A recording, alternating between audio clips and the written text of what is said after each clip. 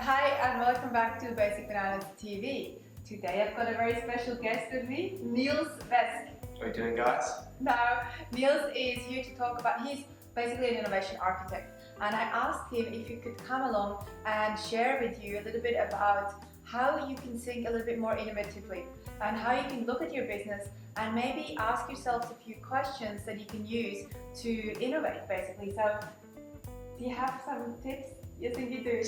No pressure at all. Yeah, no, I've got some tips. I was having a bit of a think about this just before as to what might be useful to you when you're working in a small business. And I think the most important space and place that we can start when it comes to looking at innovating in an organisation is to look at how we can generate insights.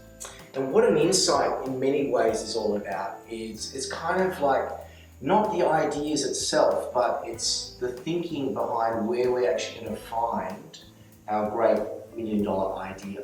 And so I often use the analogy that insight generation is a bit like going fishing with a depth sounder.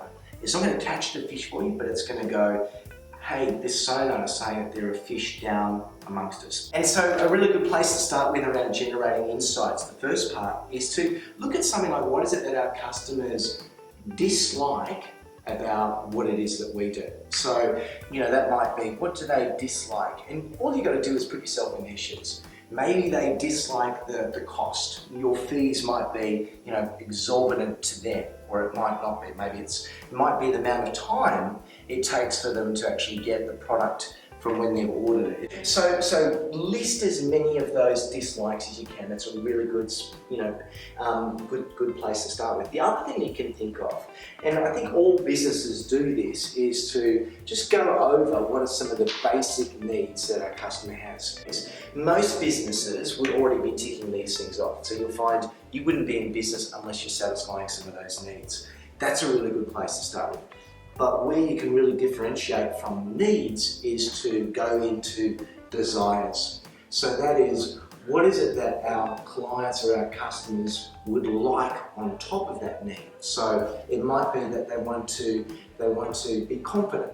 It might be that they want to be in style. They want to look like they're in control. They want to feel smart. They want to have power. It might be that they just want to know. And so once you've got those, you're going to have a list of all of those down. And from your list, your job then is to say, well, how do I turn all of these cool insights into commercial ideas that make lots of money? And the way to do that, there's a number of different ways, but there's a couple of what we call ideation or idea generation techniques that we can use. And a really good thing to do is just to start by asking, what could we add or combine to an existing product or process or service that we're doing that's going to make it better? So could we add, let's say I've got a lawn mowing business. What could I add when I turn up that's going to add a little bit more value? Is it that I come with some fertilizer? Is it that I come with a cup of tea? Is it that I come with a guide on azaleas on how to fertilize them on the weekend? I don't know, because it's not my business, but what could we add or what could we combine?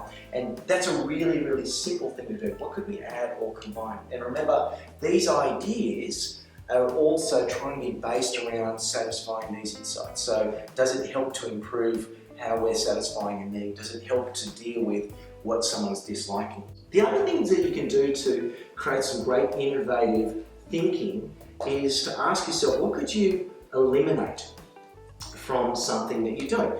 And we often don't think about this, but what if we eliminated having to fill out complex contract forms? So we took a contract that was 20 pages and we made it 1 page.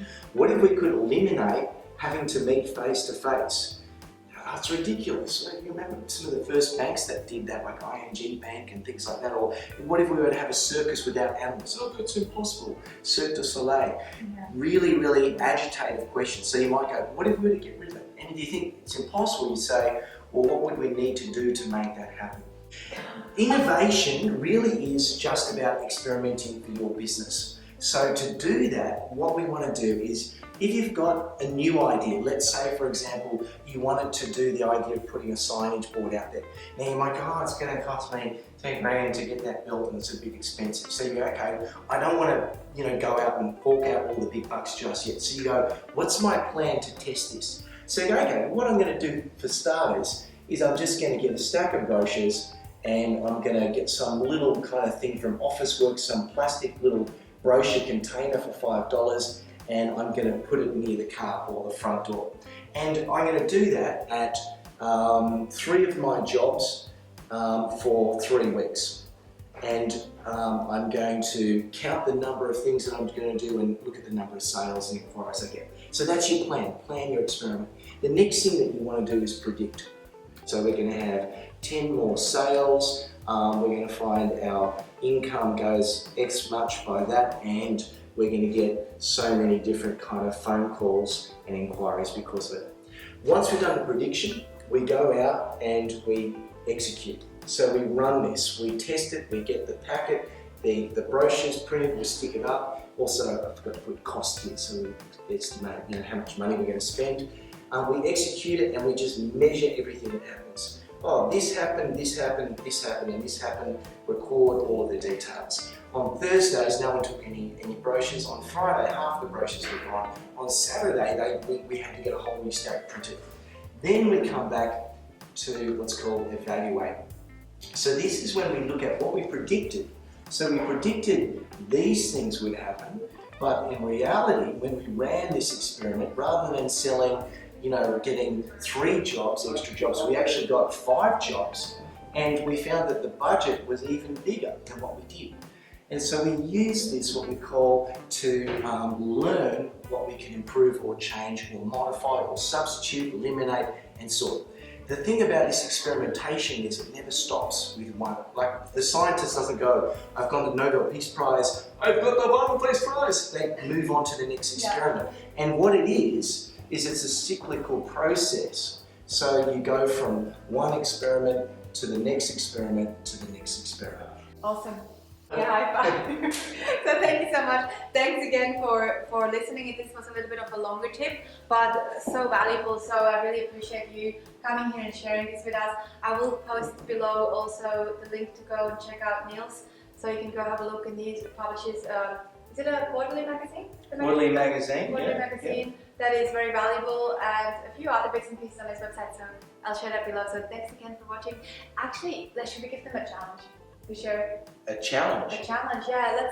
Let's just come up with one. So basically, what I'll get you to do, and you can say if this is a good idea. I'll get you to look at any area of your business. So you pick one area of your business. It could be a product, a service, a process in your business, and you pick one, and you use this framework here that Nils just shared with you, and you're going to come up with lots of ideas, and then you just post one of them. What's one thing that you could do to innovate on one of these 3 things? And then we'll see what you know. Yeah, what do you think? Good idea. I think that's a good idea. And okay. But challenge yourself maybe to come up not with just one idea, even though you might only share one, is to say, you know what, a 5-year-old can probably come up with 10 ideas. So with the number of techniques that we've got and the number of insights that you'll find, maybe 30. You guys 30? Yeah, I reckon. Give them a number. 30 ideas. You share only one. Yeah. Let's do it. Awesome. Thanks so much. Thanks again for watching, and we'll see you on the next video.